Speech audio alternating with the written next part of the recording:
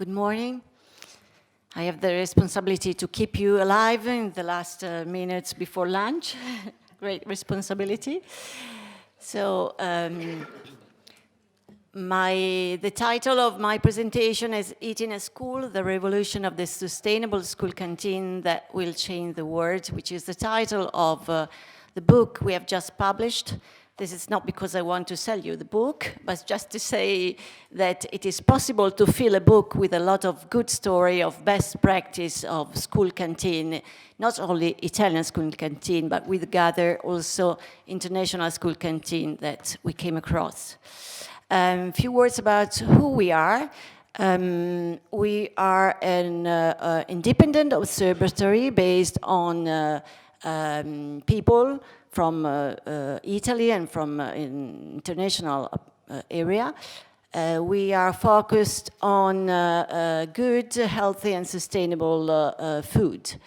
We are popular. We are also part of Eating City, which is an international platform that gather experts of sustainable canteen, and also Robin Gurley is part of this Eating City platform. We are quite popular in Italy because every year since 2015 we publish a ranking of the school canteen menus based on a test which has not been done by us, but the Milan health system, and is based on the WHO criteria of an healthy diet, and based also on green public procurement. Last year we launched also another test on that analysis that measure the quality of the sustainable school meal. What happens when we publish our ranking? The newspaper talk a lot about us, about all the school meal and the different position of the municipality in our ranking. And so what happens is that we get many interviews. Somebody call us the school canteen TripAdvisor. And so that's quite effective influence on the municipality. Those who are in the top of the ranking are very happy and publish their press release telling that they are in the top 10 of the Food Insider ranking. But those who are in the bottom of the ranking are very angry with us, and parents are very angry with them, and so push the change and a good competition that makes possible the change. And the next year, it happens that those who were in the bottom of the ranking come up and getting a better score with a better diet. Some figures about the Italian school canteen. Unfortunately, a lot of food is wasted. About 30% of the food served is wasted. People don't like so much, students don't like so much the quality of food. And about 20% of the school canteen are found by the police non-compliant. That means that often they found out-of-date food or conventional food instead of organic food, or hygienic problem. This happened, why? Florence this morning said that the food is not inside the political agenda of municipality, and that's why in the last 15 years they have delegated the school canteen system to the market. And the object of the market is mainly the profit. And in Italy, unfortunately, there is a lot of ethic problem, and so sometimes fraud in public supply, it's a very serious problem.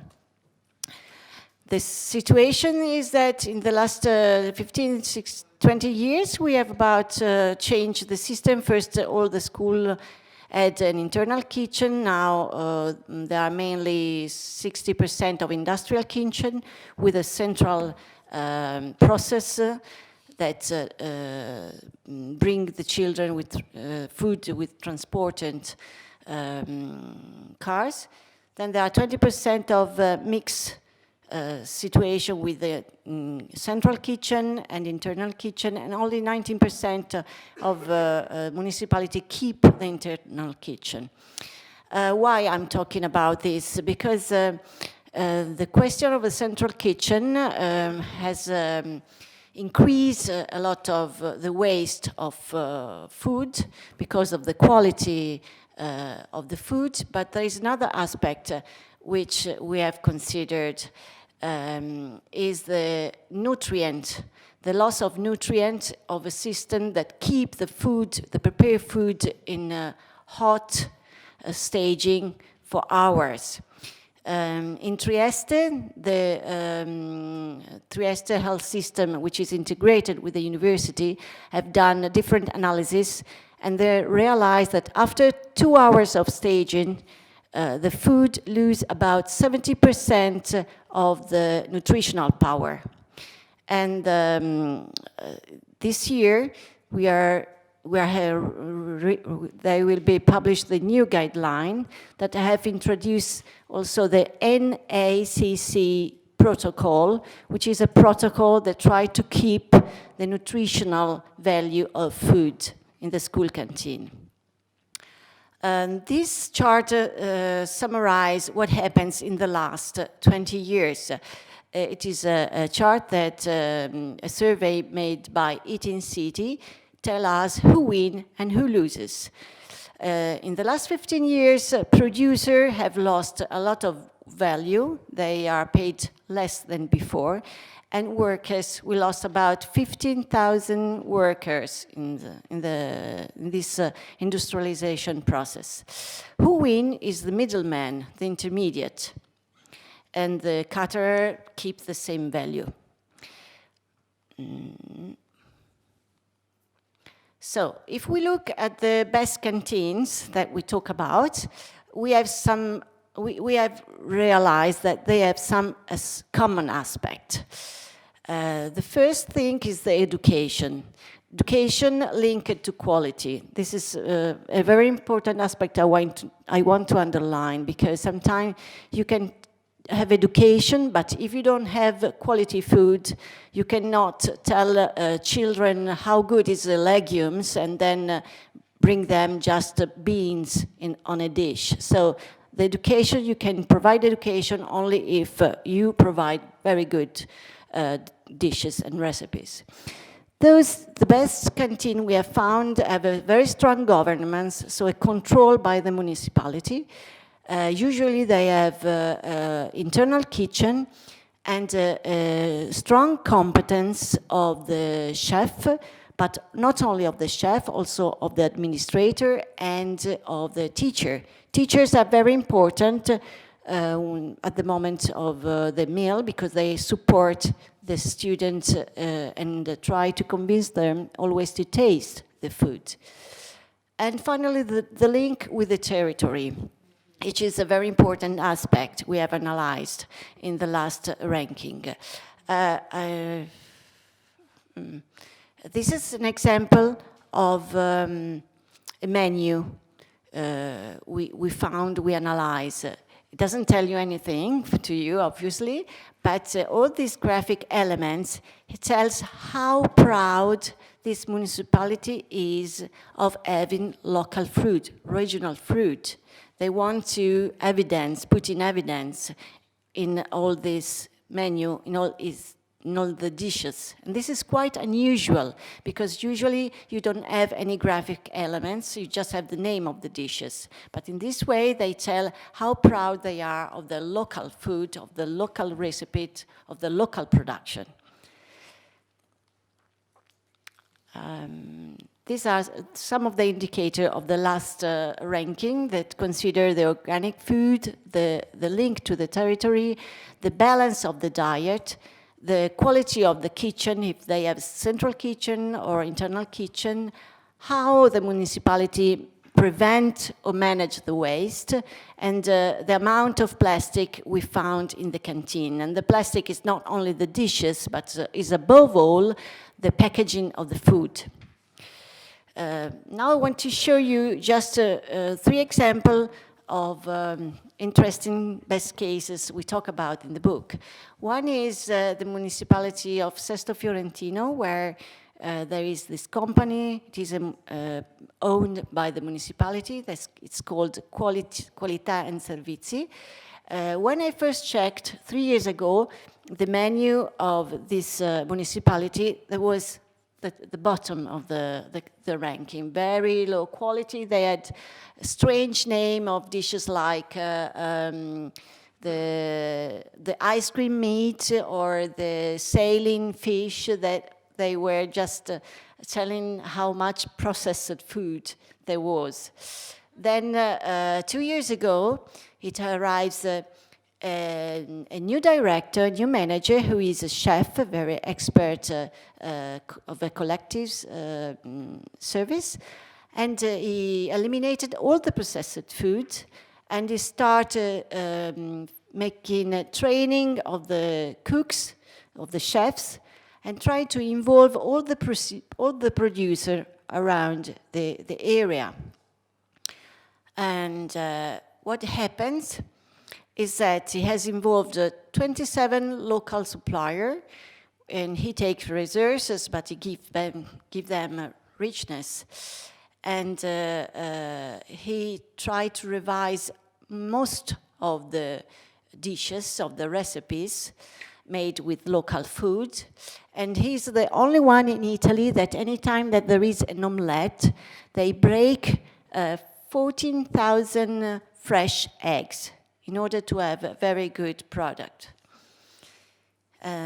This was the first revolution. The second revolution started this year, thanks to the support of the University of Pisa, who helped them to revise completely the process according to the environmental impact. So they eliminated all the plastic. They changed the transport to hybrid and electric. They have a new way to manage waste. They have created an app where they register the quantity of waste, and then after the data, they try to change the recipe to increase the pleasure of the food.